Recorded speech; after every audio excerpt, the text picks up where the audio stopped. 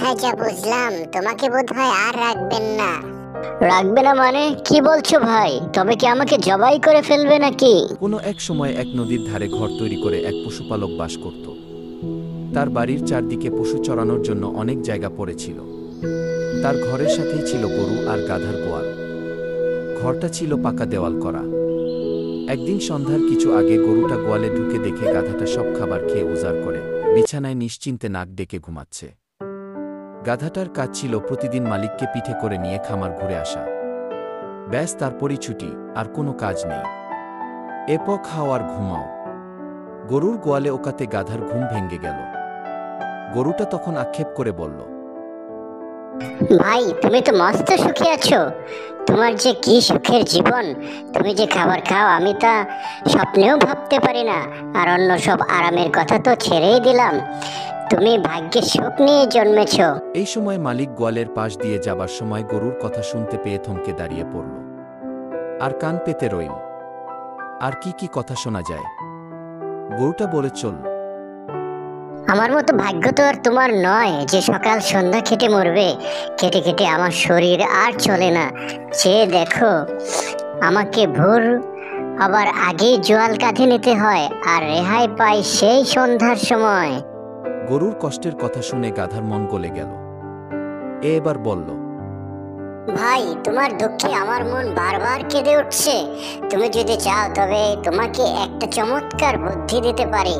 কাল থেকে যখন চাকর তোমাকে নিতে আসবে, তুমি চুপটি করে শুয়ে থাকবে, কিছুতেই উঠে দাঁড়াবে না।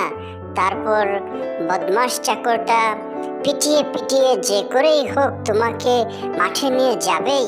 তারপর কাঁধে জোয়াল চাপানোর চেষ্টা করবে, কিছুতেই তুমি জোয়াল কাঁধে নেবে না।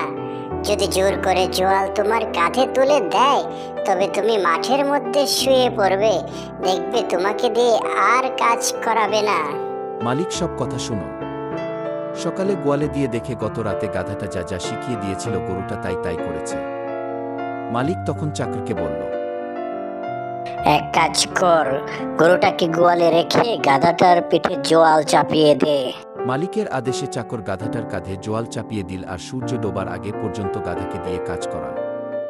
দিন শেষে ক্লান্ত গাধা গোয়ালে ফিরলে গরু বলল, ভাই একটু বিশ্রাম পেয়ে অনেক দিনের ক্লান্তি কিছুটা জোরালো। দোয়া করে আল্লাহ তোমাকে সব সময় ভালো রাখবেন। এসো দুজনে মিলে একটু গল্প করি। গল্প আর আমার মধ্যে থেকে বের হচ্ছে না ভাই। তোমার দুঃখের কথা ভেবে ভেবে আমার মনটা শুকিয়ে গেছে। মালিকের কথায় যা বুঝলাম, তোমাকে বোধহয় আর রাখবেন না। রাখবে না মানে কি বলছো ভাই? তবে কি আমাকে জবাই করে ফেলবে নাকি? না, কসাইয়ের কাছে বিক্রি করে দেবে তোমাকে। চাকরটাকে মালিক বলছিল, গরুটা যদি মরে যায় তাহলে তো অনেক টাকা লোকসান হবে, তার চেয়ে কসাইয়ের কাছে বিক্রি করে দেই। তুই কি বলিস? মালিকের কথা শোনার পর আমি ভয়ে দুঃখে একেবারে কুঁকড়ে গিয়েছিলাম। তোমায় যদি কসাইয়ের কাছে তুলে দেয়, তবে আমি এত বড় গোয়ালে কি করে একা থাকবো, তাই ভেবে পাচ্ছি না। ব্যাস, গরুটা এবার গা ঝাড়া দিয়ে উঠে পড়ল। গামলা থেকে খড় খেতে লাগল। শরীরে শক্তি না বাড়ালে সে নাঙল টানবে কি করে। খড় খেতে খেতে গাধাকে বলল, ভাই আগে খবরটা দিয়ে তুমি কি উপকারী না করলে, তা আর ভাষায় বলে বোঝাতে পারবো না। কাল থেকে আমি এমন আচরণ করব যে আমি একেবারে সুস্থ হয়ে গেছি।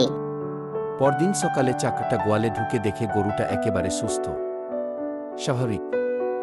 এবার সে গাধাটার বদলে গরুটাকে নিয়ে মাঠের দিকে রওনা দিল। গরুটাকে নিয়ে চলে যাবার পর গাধা মুচকি মুচকি হাসতে লাগল। গাধাটা বুঝতে পারল ভবিষ্যতের ফলাফল চিন্তা না করে কারো উপকার করা যাবে না, তাহলে নিজেরই ক্ষতি হতে পারে। আর যার যেটা কাজ তাকে সেটা করতে হবে।